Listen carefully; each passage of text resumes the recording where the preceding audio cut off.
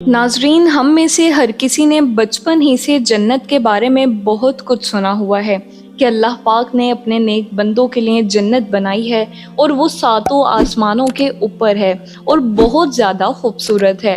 इतनी खूबसूरत है कि हम उसकी इमेजिनेशन भी नहीं कर सकते। लेकिन क्या आपको पता है कि ज़मीन पर भी जन्नत बनाने की कोशिश की गई? जी हाँ, जो कि 100% नाकाम हुई।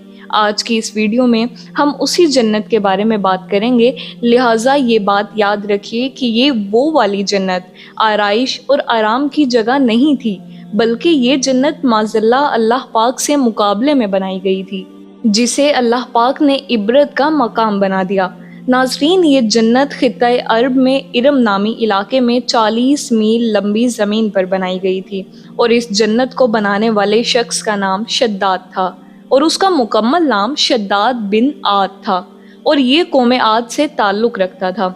शद्दाद का एक और भाई भी था जिसका नाम शदीद था। ये दोनों भाई बहुत बड़ी सल्तनत के बादशाह थे और उन्होंने पाया तख्त मुल्क शाम को बनाया हुआ था और ये दोनों मिलकर बादशाहत किया करते थे। शदीद तकरीबन 700 साल तक बादशाहत करके मर गया। उसके बाद शद्दाद पूरी सल्तनत का बादशाह बन गया और उसने अपनी सियासत से पूरी दुनिया के बादशाहों को अपने अंडर ले लिया और इस तरह तकरीबन पूरी दुनिया पर शद्दाद का हुक्म चलने लगा। शद्दाद दिन रात अपनी हुकूमत में मसरूफ़ रहता और उसे अपने और अपनी आवाम के दीन और ईमान की कोई परवाह ही नहीं थी। और ये अल्लाह पाक का कानून है कि जब कोई कौम गुमराह हो जाती है तो अल्लाह पाक उस कौम की तरफ अपने नबी को भेजता है ताकि वो हिदायत हासिल करे। लिहाजा अल्लाह ने कौम आद और शद्दाद की रहनुमाई के लिए हज़रत हूद अलैहिस्सलाम को भेजा, लेकिन शद्दाद उनकी दावत पर ईमान नहीं लाया और अपने कुफ्र पर डटा रहा। और शद्दाद ने हज़रत हूद अलैहिस्सलाम से कहा कि अगर मैं तुम्हारी दावत कबूल कर लूँगा और अल्लाह पर ईमान ले आऊँगा तो मुझे उसके बदले क्या मिलेगा? हज़रत हूद अलैहिस्सलाम ने फरमाया, अगर तू ईमान ले आए तो अल्लाह आखिरत में तुझे जन्नत अता फरमाएगा और तुझ पर अपनी रहमत नाजिल फरमाएगा। जब शद्दाद ने यह बात सुनी तो बड़ी बेबाकी से कहा कि मैंने तुम्हारे खुदा की जन्नत के बारे में बहुत कुछ सुन रखा है और मेरे पास बहुत मालो दौलत भी है। मैं अपने लिए दुनिया में ही वैसी जन्नत बना लूँगा और मैं वहाँ पूरी ज़िंदगी ऐशो इशरत करूँगा।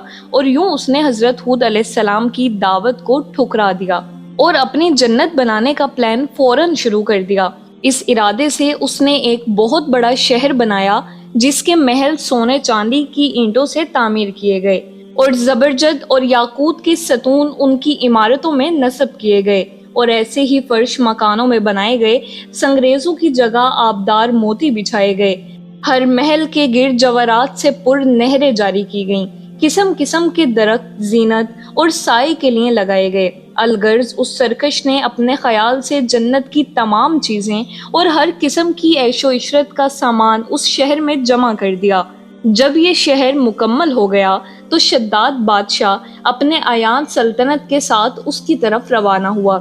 जब एक मंजिल का फासला बाकी रह गया तो आसमान से एक होलनाक आवाज़ आई जिससे अल्लाह ताला ने शद्दाद और उसके तमाम साथियों को हलाक कर दिया और वो अपनी बनवाई हुई जन्नत को देख भी ना सका। हज़रत अमीर मुआविया रज़ियल्लाहु ताला अन्हु के दौरे हुकूमत में हज़रत अब्दुल्ला बिन कलाबा अपने गुमशुदा ऊँट को तलाश करते हुए सहराए अदन से गुजर कर उस शहर में पहुँचे और उसकी तमाम जीनतों और आराइशों को देखा, मगर वहाँ कोई रहने बसने वाला इंसान नहीं मिला। ये थोड़े से जवाहरात वहाँ से लेकर चले आए। जब ये खबर हज़रत अमीर मुआविया रज़ियल्लाहु ताला अन्हु को मालूम हुई तो उन्होंने अब्दुल्ला बिन कलाबा को बुलाकर पूरा हाल दरियाफ्त किया और उन्होंने जो कुछ देखा था सब कुछ बयान कर दिया। फिर हज़रत अमीर मुआविया रज़ियल्लाहु ताला अन्हु ने काबे अहबार रज़ियल्लाहु ताला अन्हु को बुलाकर दरियाफ्त किया कि क्या दुनिया में कोई ऐसा शहर मौजूद है? तो उन्होंने फरमाया कि हाँ, जिसका जिक्र कुरान मजीद में भी आया है। ये शहर शद्दाद बिन आद ने बनाया था, लेकिन ये सब अज़ाब इलाही से हलाक हुए और उस कौम में से कोई एक आदमी भी बाकी नहीं रहा। और आपके ज़माने में एक मुसलमान जिसकी आंखें नीली, कद छोटा اور اس کے ابرو پر ایک تل ہوگا، اپنے اونٹ کو تلاش کرتے ہوئے اس ویران شہر میں داخل ہوگا۔ اتنے میں عبداللہ بن کلابہ آ گئے تو کعب احبار نے ان کو دیکھ کر فرمایا کہ باخدا وہ شخص جو شداد کی بنائی ہوئی جنت کو دیکھے گا وہ یہی شخص ہے۔ قوم عاد اور دوسری سرکش قوموں کا حال بیان کرتے ہوئے قرآن مجید نے ارشاد فرمایا، سورہ فجر آیت نمبر 6 تا 13، ترجمہ کنز الایمان، کیا تم نے نہ دیکھا تمہارے رب نے عاد کے ساتھ کیسا کیا؟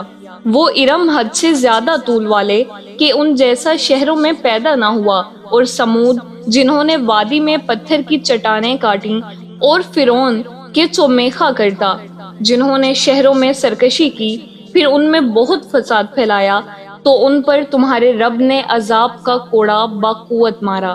میرے اسلامک آئیکن کے ناظرین، اللہ تعالیٰ کو بندوں کی سرکشی اور تکبر و غرور بے حد ناپسند ہے، اس لیے خدا بند قدوس کا دستور ہے کہ ہر سرکش اور متکبر قوم جس نے زمین پر اپنی سرکشی اور ظلم و عدوان سے فساد پھیلایا، اس قوم کو قہر الہی نے کسی نہ کسی عذاب کی صورت میں ظاہر ہو کر ہلاک اور برباد کر دیا۔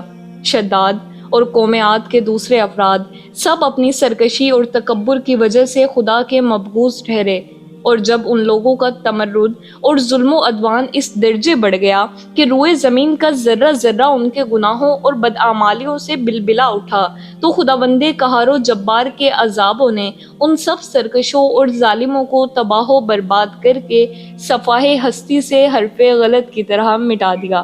لہٰذا ان قوموں کے عروج الزوال اور ان لوگوں کے عذاب الہی سے پامال ہونے کی داستانوں سے عبرت اور نصیحت حاصل کرنی چاہیے، کیونکہ قرآن کریم میں ان اقوام کے انجام کے ذکر کا مقصد ہی یہ ہے کہ اہل قرآن ان کی داستانیں سن کر عبرت پکڑیں اور خوف الہی سے ہر دم لرزہ برندام رہیں۔